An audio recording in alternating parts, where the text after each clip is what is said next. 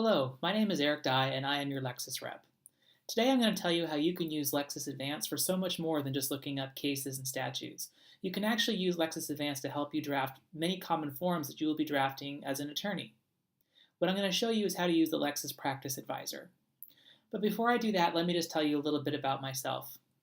I come to my role as your Lexis Rep by way of having gone to law school at UC Davis Law School in Northern California. From there, I practiced as an attorney to the California State Legislature for 5 years, drafting bills and legal opinions in a nonpartisan role.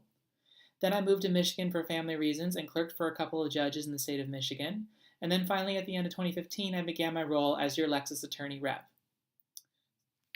So today, I'm excited to show you how to use Lexis Practice Advisor. What I'm going to do is explain a little bit more about what Lexis Practice Advisor is and where to find it. And then I'm going to use a hypothetical to show you how to use Lexis Practice Advisor to help you in your law school career and as a transactional attorney.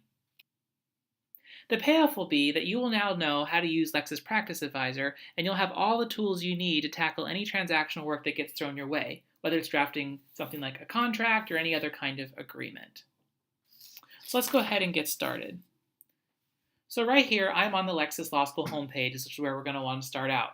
To get to the Lexis Law School homepage, you will go to www.lexisnexis.com/law school.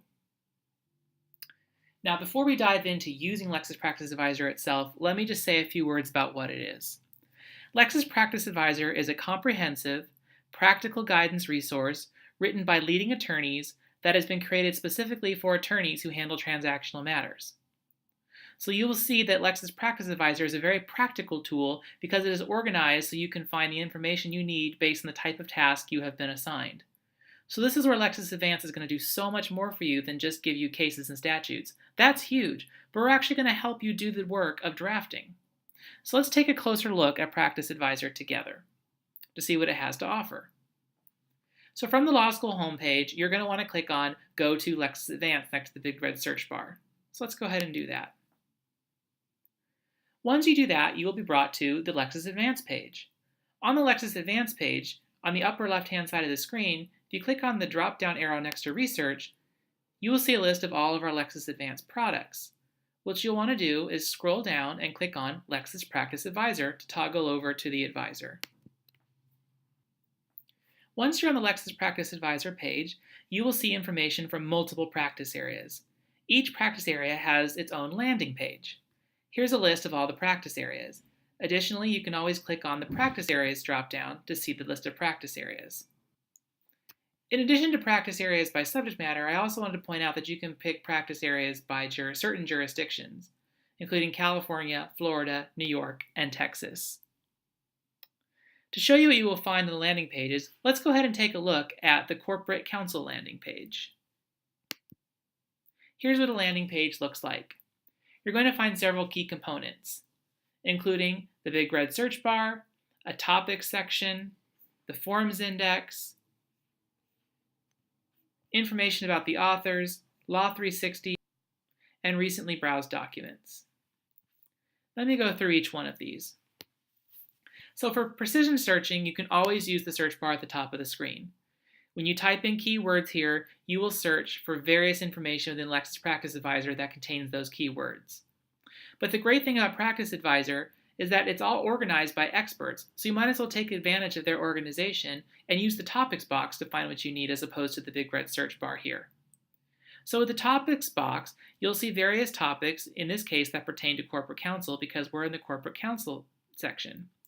You can scan through these topics and see if any of these topics get at what you want to know more about. Note that many of these topics just give you the first few, but you can look at more subtopics by clicking the little down arrow underneath to see a full list. To then minimize the list, click on the up arrow, fewer subtopics. When you click on a topic, you will be brought to a page that's called a snapshot page.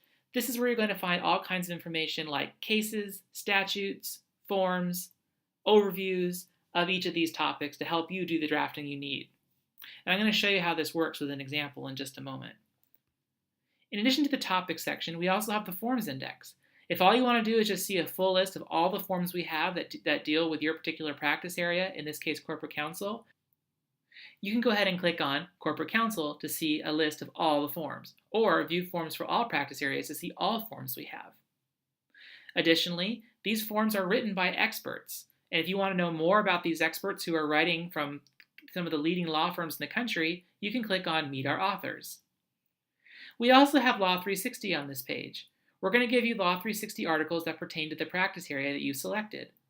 Law 360 is one of the premier news sources in the country, and it's exclusively available to you on Lexis Advance. Finally, we have Recently Browsed Documents. This is going to show you the documents that you've recently browsed, so it's kind of a breadcrumb trail that you can use to get back to some of the research you've done in the past. All right, so now that you're familiar with what a practice area page looks like on Lexis Practice Advisor, let's go ahead and use a hypothetical to show you how this all works. Let's say you need to draft a confidentiality agreement for your client, a large tech company, and its employee. The parties agree that, in connection with the employer's employment, he or she will learn and be exposed to information that the employer considers confidential, and the employee must keep that information confidential. Lexis Practice Advisor can help you out with drafting this confidentiality agreement that you're going to need. First, let's pick a practice area landing page that we think will be helpful. Given that this task involves confidential information at a tech company, it is quite possible that we will find what we need on the Intellectual Property and Technology page. So let's go ahead and go there. I'm going to click on the Practice Area dropdown, and then click on Intellectual Property and Technology. Once on that page, you will take a look at the Topics box. You'll browse the topics and see if there's something that's going to be relevant to you. As you scan these topics, you will note that about midway down the page is a section called IP in Employment and Third-Party Agreements. And that within that subtopic, you can find confidentiality agreements. This looks like exactly what we're looking for. So let's go ahead and click on that. Here's that snapshot page that I was talking about earlier. That's going to give you a snapshot of this particular subtopic, in this case, confidentiality agreements. We're going to have forms available for you, practice notes, articles, secondary materials, and cases. Just look on the left-hand side of the screen to see what's going to be available. So first, let's go ahead and take a look at practice notes.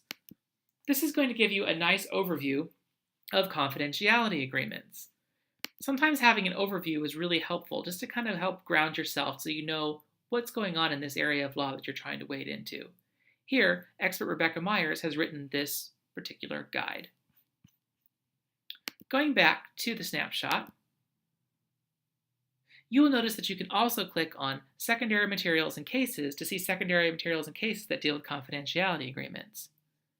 But probably what's going to be most important to you is the form itself. You need help drafting this confidentiality agreement. So let's go ahead and click on Forms.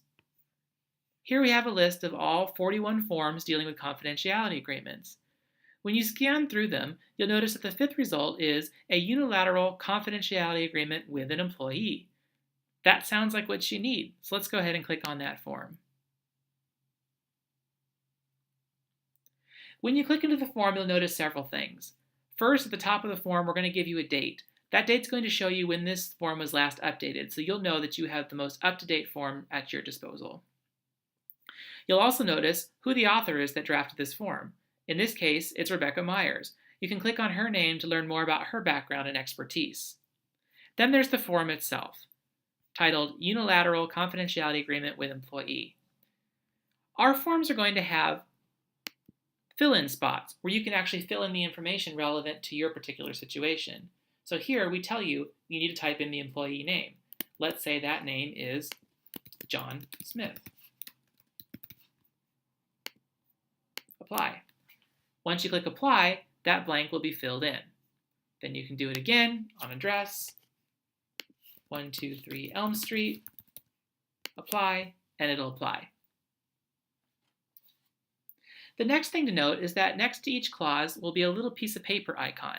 This is what's known as a drafting note. What this is going to do is if you click on it, it's going to pull up a little dialog box that's going to tell you why the expert drafted this particular clause in the way she or he did.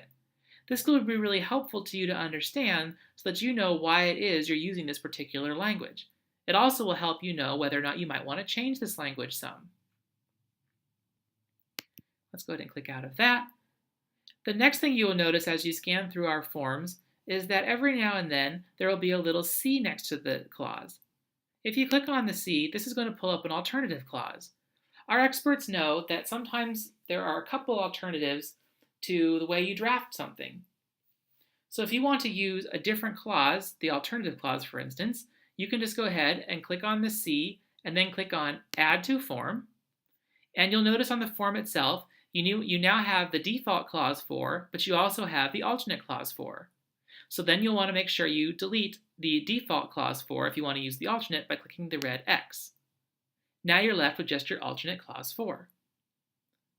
The final thing you'll make sure you want to do after you've filled in all your fill-ins and made sure you understood all your clauses is click on Draft Now. Draft Now will pull up a PDF of your document with all your fill-ins filled in that you can then print and use as your document. So using this form and the drafting notes, practice notes, cases, and secondary materials will help you better understand what you are doing and will enable you to quickly produce the confidentiality agreement you need to for your situation, even if you had never handled a transactional matter like this before. So today I introduced you to the powerful tool of Lexis Practice Advisor by explaining to you what it was and how to find it, and then using a hypothetical to show you how it can be used to help you tackle any transactional work you have to do. I know this was quite a bit of information, but please know that you are not alone.